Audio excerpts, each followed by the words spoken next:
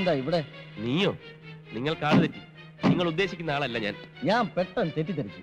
ഇതുപോലൊരുത്ത മാട്ടുപ്പെട്ടി മാർക്കറ്റിലുണ്ട്. കുറച്ചാളായിട്ട് അവനെ കാണാനുമില്ല. അത് ഞാനല്ല. പിന്നെന്താ ഒരു ചമ്മൽ മുഖത്ത്? അതെന്റെ ഒരു ശീലമാണ്. പരിചയമില്ലാത്തവരെ പെട്ടെന്ന് കണ്ട ഒരു ചമ്മൽ വരും. അതൊരു നല്ല ശീലമല്ല. എന്താ പേര്? സച്ചിൻ ടെണ്ടുൽക്കർ. ഓഹോ, തന്നെ പോലൊരു തെണ്ടി പണ്ടെന്റെ കടയിലേക്ക് വരുന്ന ഡസൻ കണക്കിന് ലോറികളിൽ ലോഡ് ഇറക്കാൻ വരാറുണ്ടായിരുന്നു. അവന്റെ പേര് കണ്ണപ്പൻ, ഒരു കൂലി. ആ ചായയാണ് നിനക്ക്. അങ്ങനെ ഒരേ ചായയിൽ ഒത്തിരി പേര് കാണും. അതിലൊരുത്തൻ കൂലിയായിരിക്കും, മറ്റൊരുത്തൻ പണക്കാരനായിരിക്കും. അപ്പൊ പിന്നെ കാണാം. പരിചയപ്പെട്ടതിൽ വളരെ സന്തോഷം. ഓക്കെ. എടാ, നീ ഏത് കോലം കെട്ടിയാലും ആ കൂലി ചായ നിന്റെ മോന്തയ്ക്ക് മാറത്തില്ലേ? കാടി വെള്ളത്തിൽ വീണ കാക്കയെ പോലെ വേഷം കെട്ടിയ നിന്നെ ഞാൻ തിരിച്ചറിയില്ലെന്ന് വിചാരിച്ചോ? നീ വെറും ഒരു കൂലിയാണെന്ന് ഞാൻ വിളിച്ചു പറഞ്ഞാൽ നീ ഇന്നാറും ഞാനും നാറും.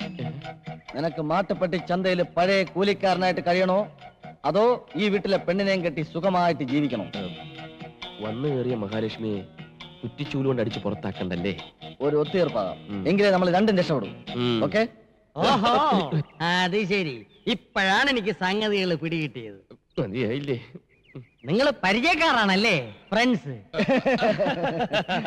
അതിരിക്കട്ടെ, ഈ വെള്ളം പയ്യാത് ഈ വീട്ടിൽ അതിഥിയായിട്ട് താമസിക്കുന്ന ആളാ. അയ്യോ, നിങ്ങളും എങ്ങനെ പരിചയം? വിമാനത്തിൽ വെച്ചുള്ള പരിചയം. ബിസിനസ് യാത്രകൾ. മാസത്തിൽ 28 ദിവസവും വിമാനത്തിലാണല്ലോ. എന്തൊരു കണ്ണൻ, എന്തൊരു ബിസിനസ്?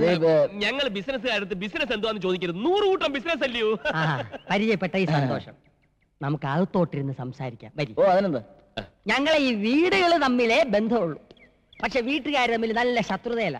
ലാവന്റെ കുറെ കാര്യങ്ങൾ ഞാൻ പറഞ്ഞുതരാം. എടേ കണ്ണാ, മോനെ നീ എങ്ങോട്ട് പോണത്? അവിടെ മാന്യന്മാർക്ക് കേറാൻ പറ്റിയ വീടല്ലടേ. നീ മാന്യനല്ലാത്തോണ്ടല്ലേ എന്റെ അതിര് കിടന്ന് ഇപ്പുറത്തോട്ട് വന്ന. അപ്പുറത്ത് പോടേ.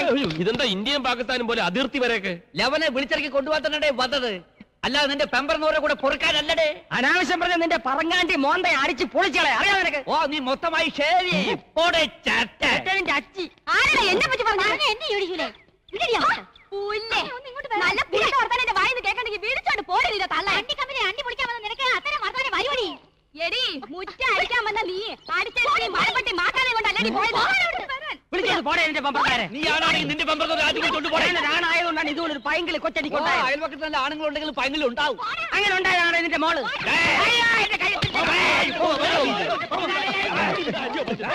ഇത്തരം നേറിയ ചെറ്റ വർത്താനം ചന്ത പോലും ഞാൻ കേട്ടിട്ടില്ല.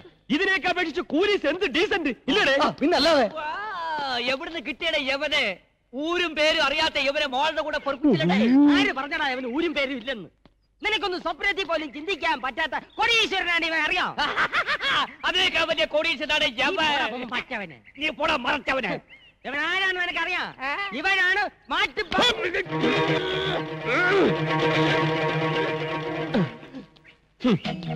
ഈ വീട്ടിൽ ഞാനൊരു ഗസ്റ്റായി താമസിച്ച കുറ്റത്തിനാണോ ഈ വഴക്ക്?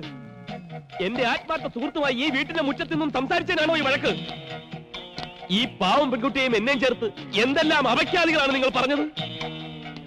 ഞാൻ മൂലം ചീത്ത പേര് കേൾക്കേണ്ടി വന്നതിൽ കുട്ടിക്ക് വിഷമമുണ്ടോ? പ്രായശ്ചിത്തം ചെയ്യാൻ ഞാൻ തയ്യാറാണ്. ഈ നിൽക്കുന്ന കുബേരയുടെ മകൾ ലക്ഷ്മി കുബേരെ ഏറ്റവും അടുത്ത മുഹൂർത്തത്തിൽ ഞാൻ കല്യാണം കഴിച്ച് ഈ ചീത്ത പേര് മാറ്റും എന്ന് ഇതിനാൽ പ്രഖ്യാപിച്ചുകൊള്ളുന്നു.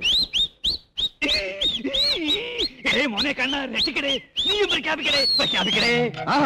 അങ്ങനെയാണെങ്കിൽ ഈ നിൽക്കുന്ന പ്രഭാര പ്രഭുവിന്റെ മകൾ പാർവതി പ്രഭുവിനെ എന്റെ ആത്മസുഹൃത്തിന്റെ കല്യാണത്തിന്റെ അന്ന് ഞാൻ കല്യാണം കഴിക്കുമെന്ന് പ്രഖ്യാപിച്ചുകൊള്ളുന്നു. അയ്യേ,